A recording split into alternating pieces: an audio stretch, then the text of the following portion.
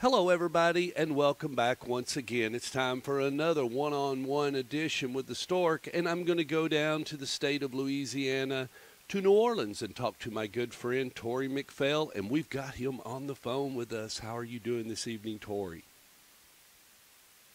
Stork, how are you, buddy? I'm doing Good to well. talk to you again. It is great to talk to you. Wow, Mardi Gras hits your all's place, and then everything gets shut down like it does in the rest of the world. And you're the executive chef at a restaurant that's very well known, Commander's Palace, right there in New Orleans. What is the first thing you guys did, and what did you try to figure out as you tried to start to deal with this thing, and you realized that you guys are going to try to stay in business and operate a little bit? Yeah, first and foremost is communication with all of our staff. We got to be understanding exactly what's coming down the pike. But in this occasion, man, it's so crazy. Every single day, it's not what you learn every day; it's what you learn every hour. And so we continually keep having conversations about what's going on, what are we going to do. And so the well-being of the company and the staff 100%, that's number one. So that was our focus kind of moving forward.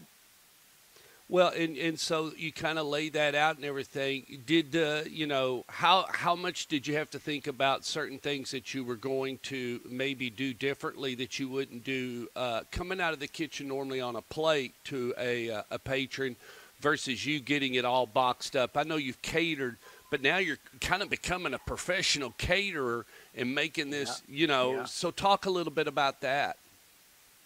Yeah, so as things progress, we decided, hey, we're going to do shut down normal service. We're going to do delivery and kind of takeout service, and all that stuff is kind of going well. And we also had a beautiful partner in Rouse's. So I'll tell you what. So after that, we decided, hey, we're going to do our own thing and shut down everything and do what's best for our employees. Number one. Obviously, we're going to take care of grocery stores like Rouse's. Right. But I'll tell you, we got to take care of family first, and then figure that out. So the meals are now going from Commanders to an outlet to Rouse's, and that is a distribution point for you, correct? Yeah, that's the deal. All right, so we shut down for a little while just to take care of the house and take care of our employees, and making sure that their families and all that stuff's number one. All that stuff's priority. But after that, now we are starting to get back into delivering to Rouse's stores around New Orleans. How does that day look like compared to just going to one location and serving out of it? Now you're going and then you're loading that stuff and moving it mobile to another place. Is it changed Yeah, up the timing as far as how many hours you put in and how you go about your day and yeah, your slam times? Because the people start coming in normally, what, about 11 o'clock? You start seating people. We're going to start turning out some food at about 11:15 normally on a normal yeah, day. How does that yeah. look? How does that differ now in your schedule, Coach? So now it's like life's a weird deal. Obviously, we're cooking Commander's Palace food, um, but my alarm rings at 5 o'clock in the morning. We're at the restaurant for 6 a.m. We're producing food. We're trying to take care of Rouse's and great turtle soup, and we have some more exciting stuff coming up. That's for sure. Okay. So normally you're traveling around. I mean, how you born in Washington, and when did you first think, Tori, that you looked at yourself and you said, "This is what I'm going to do for the rest of my life"? When did you know I'm going to be a chef? What age was that? Well, probably in high school. My first professional restaurant job was washing dishes, and that was like the day after I got my learner's permit to drive a car. And I love restaurants. I love everything about them. Man, I love the passion, I love the people. I love everything about it. And now we're obviously going through a tough time, and man, I'll tell you, it's the people that push this community forward, and yeah, so having this opportunity to keep giving back and producing good turtle soup and good stuff for Rouse's, it's what I need to do. It's my passion. It's what I'm obligated to do. So normally you travel a lot, and now recently married and everything. How is let's hit the travel button first, because you love to travel and you have this love, whether it be spices or new adventures in food. Mm-hmm. How are you Mm-hmm. trying? How's that going to alter your schedule? I mean, Mm-hmm. is that just going to cut that off? Are you having to learn over the internet? Are you talking with other chefs, or how you getting your fix? Well, I think everything's kind of weird at this point. Nobody knows what's going to happen tomorrow, but we will kind of figure out day to day, and everything happens on a day to day basis, an hour by hour, a 12-hour, whatever it ends up being. But number one, we got to take care of New Orleans. We got to take care of our staff. We got to take care of family. Let's deal with that first and do some really good Creole cooking.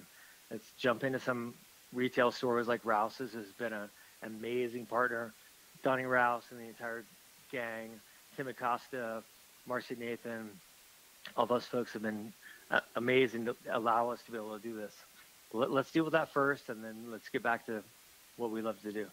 Well, and what is your vision? Is there anything you'd like to do between now and take COVID out of it? Is there anything else? I mean, you've got Chef Tory McPhail.com. You've got your cookbook. You've got your seasonings and things like that. Is there other things that you want to do that are that you can kind of give us just a slight look into the future, something you might be chasing or something you might creatively be doing? Well, the first thing I would love to do is go to the beach and put my feet in the sand. Or I'd rather be, it's dirt. You and I have a passion for Louisville, Kentucky. I was born in Kentucky. Yeah. I love we should be in Louisville. It's Yeah.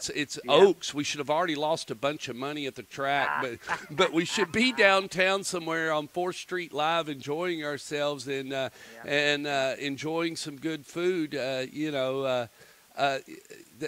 It's just different now with the way things that have changed, but how's that going for you? Well, I am. You've got me like giddy and excited, but I'll tell you what, we can't be in Louisville right now. No. And I'm so bummed out. Typically, I'm hanging out with Chris Lynch from Commanders and Peter Jarvis from Trier Seafood, and you and the rest of the gang, Gina, and all the folks that are producing amazing situations in Louisville. Taste of the Derby is just, it's amazing. All that money just goes to all of the harvest companies that help take care of the people there. But I'll tell you, Kentucky Derby, man, come on. Great music, amazing horse races. Everybody's hanging out. Everybody's having a good time. Everybody's having a glass of whiskey. That's what we like, right? That's what we like. I'm dying to get back to that point. Well, yeah, and I did ship some barbecue to you from from Moonlight out of Owensboro, Kentucky. And, that's a different mutton, which is sheep. Not a lot of people eat sheep, but I love sheep. But a very different delicacy, and if cooked right, it's really good, isn't it? It's delicious, man. We had the best time with it. Thank you very much for thinking of us and shipping those boxes down, man. We had a great time with it. Well, Tory, I'm not going to keep you anything you'd like to say or anything that you need. I'm going to post this video, but is there anything as we stare into the future, anything you need at Commander's, anything you'd like to say to the people of New Orleans or the other people or the people around the world that have probably called or reached out to you, or the other chefs, anything you'd like to wrap up on and just take the wheel, Coach? Yeah, well, I'll tell you, I'm just very, very proud of the work that we were doing. We were trying to take care of not only the local staff, but all of our funds are going to the Red Beans organization. Those folks are getting finances, and they're getting money from chefs and food from chefs, but they're having the musicians deliver it to the front lines in the hospital. And so when it comes to New Orleans, man, it's food and it is musicians. So check out Red Beans Foundation. Those guys are doing amazing stuff. All of our fundraising stuff's going to them. and they are the nicest, sweetest people, and doing such amazing stuff. And check that out. But aside from that, y'all stay safe, relax, enjoy yourself, and we're gonna get back to this very, very soon. We love you. Chef Tory McPhail, kids, with Commander's Palace. ChefToryMcPhail.com. Check out Red Beans Foundation, and we'll be back soon.